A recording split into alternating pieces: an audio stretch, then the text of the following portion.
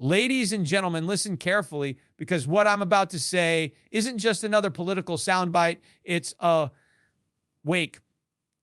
up call when President Trump says America is at war with the cartels. It's not just a statement about Mexico or drug trafficking.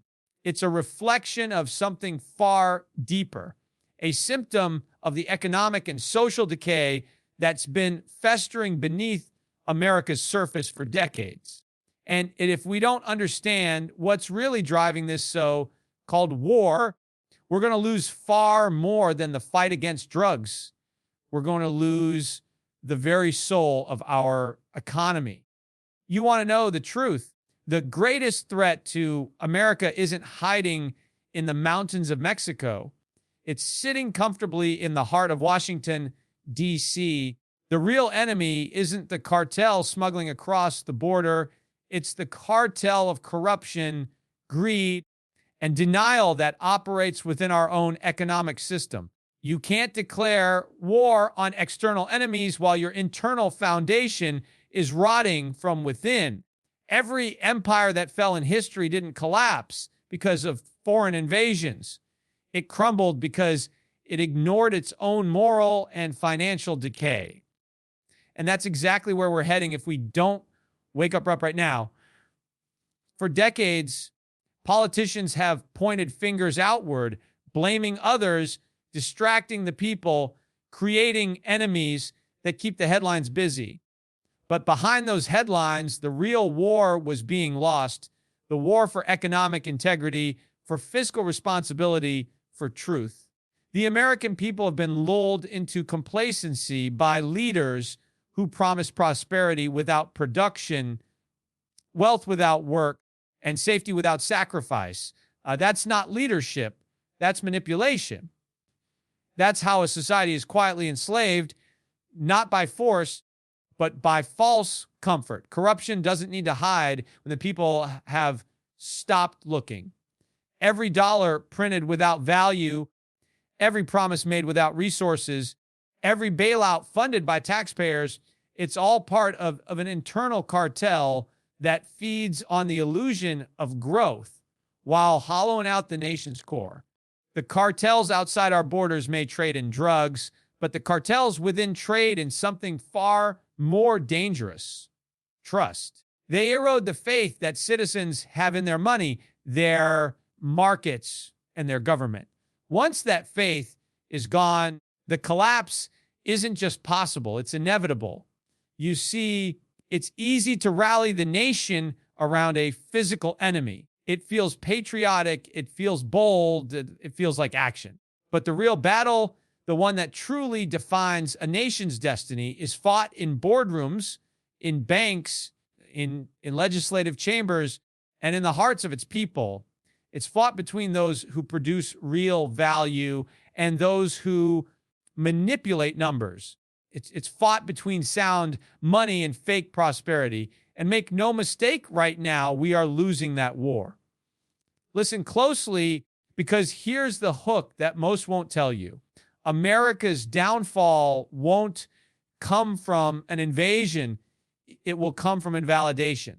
When the dollar no longer holds weight, when your savings buy less each year, when your children's future is mortgaged before they even take their first job. That's when you realize the real enemy never crossed your borders.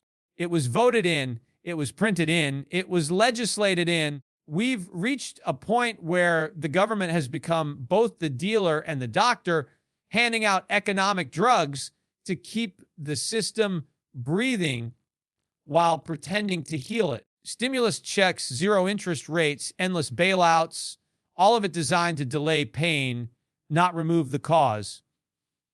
And just like any addict, the more you feed the craving, the weaker the system becomes. You can't fight cartels abroad when your own economy runs on the same principle. Keep the population dependent, keep the money flowing, and keep the truth buried. Will America find the courage to confront its own reflection? Will we admit that the corruption we fear overseas has found a permanent home inside our own institutions. Because until that moment comes, every speech about border wars and security will remain nothing more than theater, grand words masking a silent surrender.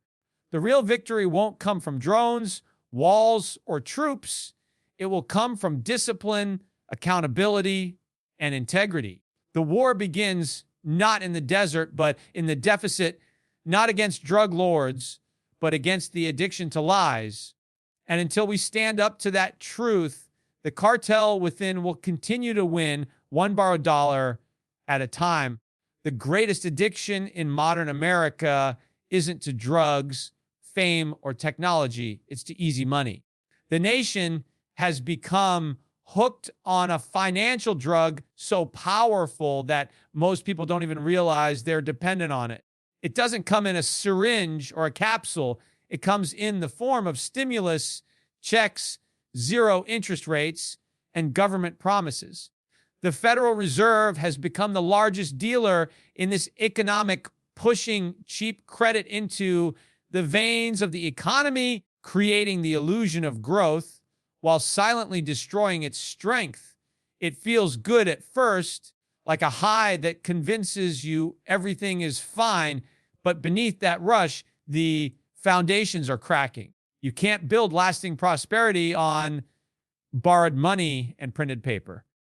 Every time the government floods the system with artificial liquidity, it's like giving a patient painkillers while ignoring the infection. The pain subsides, but the disease spreads. That's what easy money does. It numbs the symptoms of a failing economy while accelerating the failure itself. And here's the hard truth. Most Americans have grown comfortable in that illusion. They want the comfort of low payments, cheap credit, and endless bailouts. But comfort built on delusion is nothing but a countdown to collapse. Imagine a society where people stop saving because the value of their savings erodes every year. Imagine businesses surviving not because they're efficient, but because they can borrow endlessly at near zero cost. Imagine a government that no longer balances budgets because debt feels free. That's not capitalism. It's dependency. That's not growth. It's decay disguised as progress. We've replaced discipline with denial and called it stimulus. And we've convinced ourselves that debt doesn't matter because the consequences haven't hit yet, but they're coming. And when they do, they'll hit harder than anyone expects. Here's the hook that should shake every investor, every worker, every taxpayer. The illusion of wealth is more dangerous than poverty itself. Poverty, you can see, measure, and fight. Illusion deceives you into thinking you're safe while the ground beneath you is collapsing. The stock market rallies, housing prices soar, and everyone celebrates, never realizing that the rise is built on a sea of borrowed dollars that have no anchor in real value. When reality finally catches, when interest rates rise, when credit tightens, the crash will expose just how fake that prosperity was. Look around.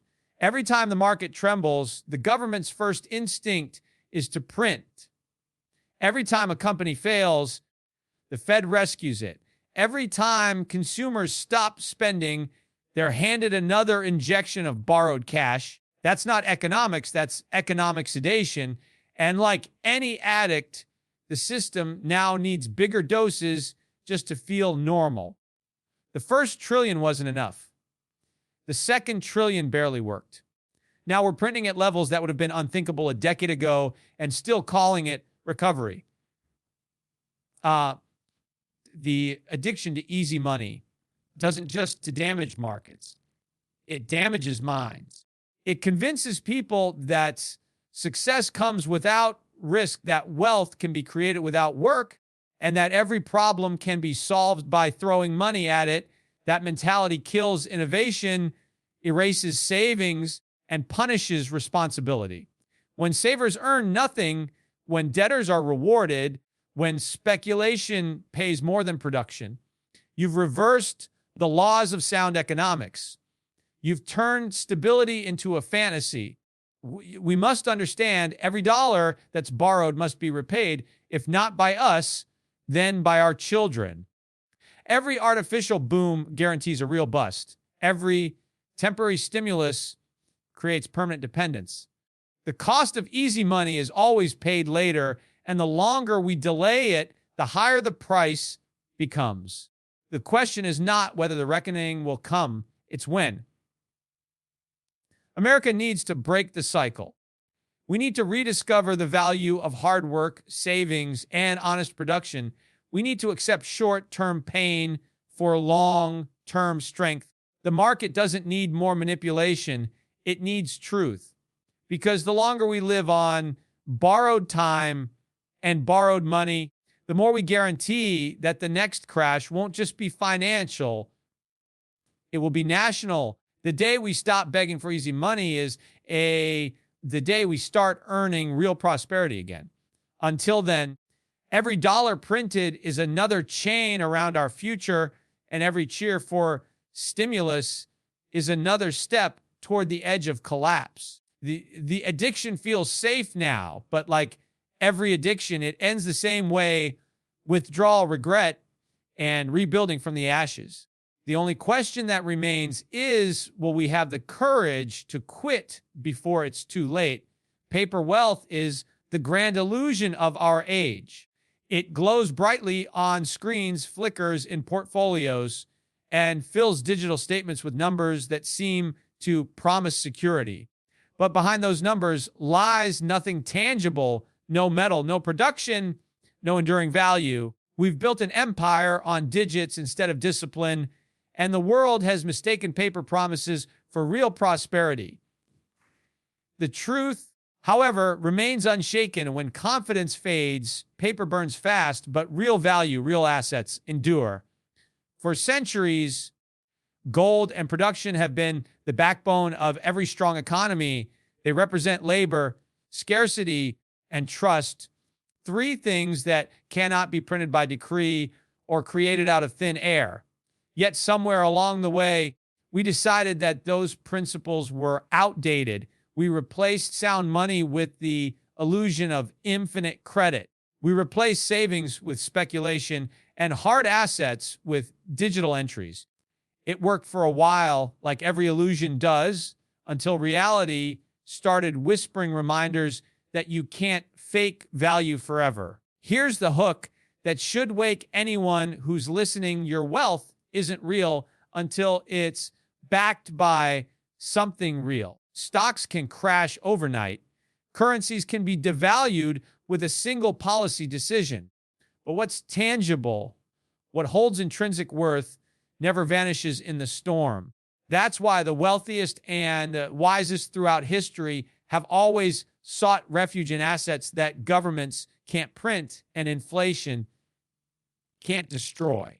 Gold, silver, land, production, innovation, these are not just investments. They're anchors in a sea of uncertainty. The tragedy today is that people have been trained to chase numbers, not value. They don't ask what's real. They ask what's rising. They see the stock market climb and assume it means the economy is healthy. But let's be honest, a rising market fueled by printed money is not a sign of strength. It's a sign of inflation. The purchasing power of your dollar is being stolen while the illusion of prosperity keeps you distracted. You might feel richer on paper, but the grocery store tells you otherwise. The gas pump tells you otherwise. The rent, the mortgage, the healthcare bills, they all remind you that the value of your money is slipping faster than your ability to save it. And yet, the solution is so clear it almost feels forbidden: return to real value. Start measuring wealth not in what you can borrow, but in what you own. Build it on assets that stand the test of time. When economies falter, when currencies fall, the people who hold tangible value don't panic, they pivot. They understand that wealth is not created by printing, it's preserved by producing. The Federal Reserve can manipulate interest rates, but it cannot manipulate truth. A digital dollar may move fast, but it holds no weight in a collapsing system. When trust in paper evaporates, the world runs back to what's real. That moment is coming, and when it does, those clinging to digital illusions will watch their wealth vanish into numbers that no longer matter. We are living in a time where people think profit is progress, even when it's built on debt. They think speculation is innovation, even when it produces nothing. That's how fragile our understanding of value has become. The moment people realize that printed prosperity is just borrowed time, the correction will be brutal. But for those who've already grounded their wealth in real assets, it will be liberation, not destruction. Real value isn't about greed. It's about grounding. It's about reclaiming control from a system built on deception. When you own what's real, you're no longer a hostage to inflation, interest rates, or policy errors. You stand on something unshakable. You move from dependence to independence. So ask yourself what happens when the music stops, when the money printer's slow and the debt machine stalls. Those holding paper will panic. Those holding production, land, and hard assets will lead.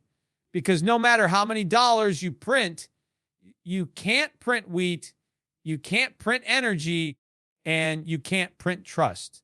In the end, value always returns to the real.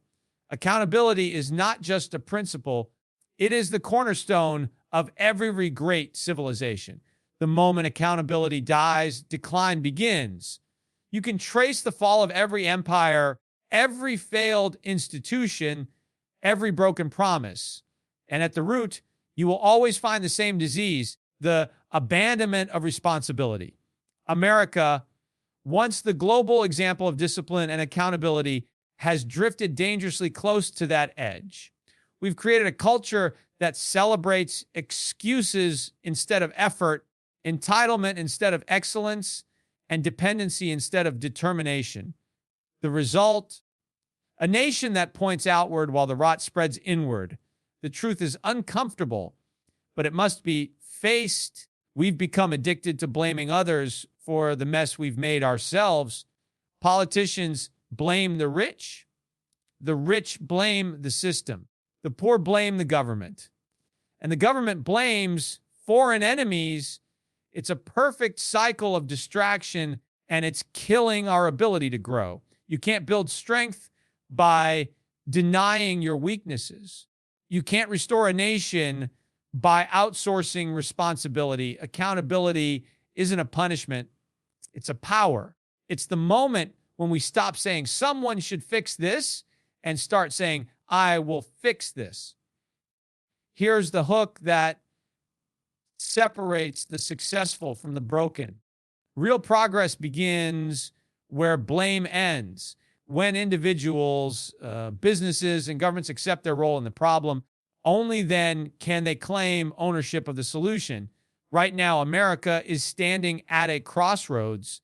We can continue down the path of denial, printing more money, borrowing more debt, and making more promises we can't afford, or we can do what strong nations do: face the mirror, tell the truth, and take responsibility for every dollar, every decision, and every consequence. Look around at the system we've built. Corporations make reckless bets, knowing that the government will bail them out. Politicians spend what they don't have, confident that voters will forgive them. Citizens take on debt they can't repay, convinced that someone else will foot the bill. This isn't capitalism. It's moral bankruptcy disguised as progress. Capitalism without accountability becomes cronyism, and freedom without responsibility becomes chaos. We've blurred that line for too long, and the bill for that negligence is coming due. The irony is that Americans used to pride themselves on accountability. It was the heart of the American dream, the belief that if you worked hard, took risks, and faced failure with honesty, you could rebuild stronger. But somewhere along the way, we traded that mindset for a safety net so wide that it became a trap. Every bailout weakens the lesson of consequence. Every handout erases the incentive to rise. And every temporary measure turns into a permanent dependency. This is not compassion, it's corruption in disguise. The economy, like the human body, grows through stress and correction. You can't build resilience without resistance. When failure is punished, people learn. When failure is forgiven without reform, the same mistakes repeat. The Federal Reserve has shielded us from pain for so long that we've forgotten what real growth feels like. But pain has a purpose. It teaches discipline, foresight, and humility. By avoiding it, we've robbed ourselves of the very lessons that make recovery possible. Imagine if every leader in Washington had to personally live under the consequences of their decisions. Imagine if every CEO knew there would be no bailout waiting at the end of reckless risk. Imagine if every voter demanded fiscal honesty instead of free promises. That's not fantasy. That's accountability, and it's the only way nations survive. Without it, even the strongest economy becomes a house of cards, and one day it collapses under the weight of its own lies. The truth is, the revolution we need isn't fought with weapons. It's fought with honesty. It starts when every American, from the top of Wall Street to the smallest town in the Midwest, accepts that freedom is meaningless without responsibility. Because when you take accountability, you regain control. When you face the truth, you reclaim your strength. And when you stop expecting others to save you, that's the day you truly become free. Strength is not measured by the size of your army or the range of your weapons. It's measured by the depth of your understanding. A nation that spends billions to fortify its borders but neglects the education of its people is fighting the wrong war. You can arm a country to the teeth, but if the minds guiding those weapons are blind to truth, discipline, and economic reality, that power becomes useless. The greatest defense any nation can possess isn't its military might, it's the intelligence, wisdom, and resilience of its citizens. And right now, America's most dangerous weakness isn't in its defense budget. It's in its mindset. The real battlefield isn't in foreign deserts or distant seas. It's in the classrooms, in the media, and in the conversations that shape public thought. We've built a society where information is everywhere, but understanding is rare. People are taught what to think, not how to think. The average citizen can name celebrities, but not the causes of inflation. They can scroll endlessly through entertainment, but can't explain how government debt impacts their future. That's not just ignorance.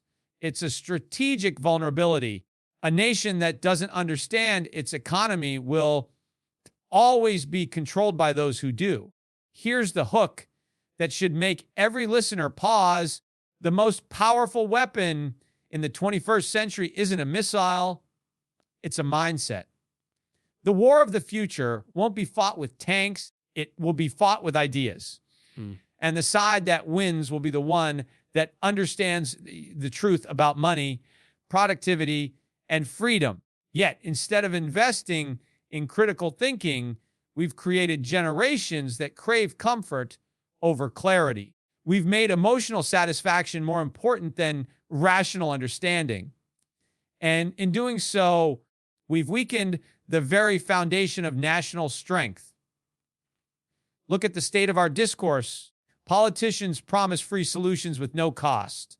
Citizens cheer for them without asking how those promises are funded. Schools teach obedience to systems, not mastery over them. This is how a nation loses its edge, slowly, quietly, through mental decay. You can't defend freedom if you don't even understand what threatens it. You can't preserve prosperity if you don't know how it's created. True power doesn't lie in policy, it lies in perception. And when perception is clouded, policy becomes poison. A strong mind questions everything. It seeks truth even when truth is uncomfortable. It values evidence over emotion, reality over rhetoric. That's what built America in its early days. A people who thought independently, who distrusted easy answers, who valued effort over entitlement. Today, we're raising citizens who outsource their thinking to screens, influencers, and institutions. We're told what to believe, how to feel, and who to blame, and we call it awareness. But awareness without understanding is just noise. Education has been replaced by indoctrination, and critical thinking has been replaced by conformity. This isn't a coincidence, it's a design, because a population that doesn't think critically is easy to control. You don't have to censor a nation that willingly stops questioning. The danger is not that people don't have access to truth. It's that they no longer care to find it. The decline of intellectual curiosity is the first sign of a civilization in retreat. If America truly wants to be strong again, it must rebuild not just its factories, but its minds. Economic strength begins with intellectual honesty. Innovation doesn't come from comfort. It comes from curiosity and courage. We need to create a culture that celebrates learning as much as it celebrates consumption. We need to reward those who think deeply, not just those who shout loudly.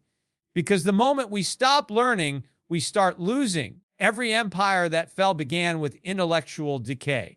When people stop asking questions, leaders stop giving answers. When truth becomes inconvenient, lies become policy. That's where the real danger lies, not in a foreign threat, but in domestic complacency. The real superpower of a nation is not its nuclear arsenal, but its ability to think critically, act responsibly, and see through deception. If we continue to value entertainment over education, convenience over competence, and comfort over courage, no amount of military spending will save us from our own decline. But if we rebuild the strength of the mind, if we rekindle the hunger for truth and the courage to face it, then no enemy, foreign or domestic, will ever defeat us. Because an armed nation can be conquered, but an enlightened one never can. The future doesn't wait for anyone. It rewards those who prepare while others are distracted. History is not kind to the complacent. Every generation believes it will have more time, more warnings, more chances to adjust, but the future never announces its arrival. It just arrives, and it favors the few who had the foresight to see beyond the noise. Preparation isn't paranoia, it's intelligence in action. It's the recognition that comfort is temporary, but consequences are permanent when the storm comes. And it always does. It's not the loudest or the wealthiest who survive. It's the most prepared. You can see the signs everywhere if you're willing to look. The dollar's value is slipping. Debt is exploding. And trust in institutions is collapsing. Yet the average person continues to live as if tomorrow will look exactly like today. They believe the system will always work, that the government will always provide, and that growth will magically continue. But economies are not sustained by hope. They are sustained by prudence. And right now, prudence is almost extinct. Here's the hook that every investor, worker, and citizen needs to internalize. Preparation isn't about fear. It's about freedom. When you prepare, you liberate yourself from dependency. You stop waiting for rescue and start building resilience. Whether it's your finances, your business, or your mindset, the unprepared will always be ruled by those who are ready. In every crisis, There are only two types of people, the ones who panic and the ones who planned. Which one you become depends on the choices you make today. The illusion of stability has become our greatest enemy. People mistake rising stock markets for strength, government aid for security, and printed money for wealth. But beneath that illusion lies fragility, a system held together by debt and denial. The future doesn't belong to those who chase short-term comfort. It belongs to those who endure temporary sacrifice for long-term survival. It belongs to the saver who resists the urge to spend, to the thinker who questions the crowd, and to the builder who invests in real value when others chase fantasy. We've been conditioned to believe that someone else will always step in to fix things. A politician, a central banker, a bailout. But dependency is not security, it's surrender. The prepared individual doesn't wait for permission to act. They anticipate change and adapt before it's forced upon them. They understand that true wealth is not measured in currency, but in capability. When systems fail and markets crash, skills savings and self-sufficiency become the new form of power. Preparation is not about predicting disaster. It's about understanding cycles. Every boom has a bust. Every rise has a correction. Every era of excess ends with reckoning. The people who thrive in turbulent times are not the ones who pray for stability, but the ones who expect volatility and prepare accordingly. They diversify, they study, they stay grounded in reality. They know that the party always ends, and they make sure they're not left holding the bill. Complacency is the luxury of those who believe the system is unbreakable. But ask the Romans, the British Empire, or even the investors of 2008, nothing lasts forever. Those who laughed at the cautious later begged them for guidance. Those who mocked gold later scrambled to find it. Those who ignored warnings became the warnings. The cycle never changes, only the names do. And right now, we're living through another turning point in history, a point where preparation will separate survivors from spectators. The prepared mind sees opportunity where others see fear. While the unready scramble for answers, the prepared act with confidence. Because they didn't wait for crisis to teach them. They learned before it arrived. That's not luck, that's discipline. That's what builds generational strength. The unprepared always call the prepared paranoid until the day they call them lucky. But luck is just preparation meeting reality. So when the next wave hits, and it will ask yourself this, are you depending on the system or are you ready to stand without it? The future doesn't reward the comfortable, it rewards the capable. Every era of chaos births new leaders, new innovators, and new survivors. They are not chosen, they are prepared. And when the world shifts again, it will not be the loudest voices or the biggest institutions that endure, but the individuals who saw it coming, planned for it, and had the courage to act before it was too late.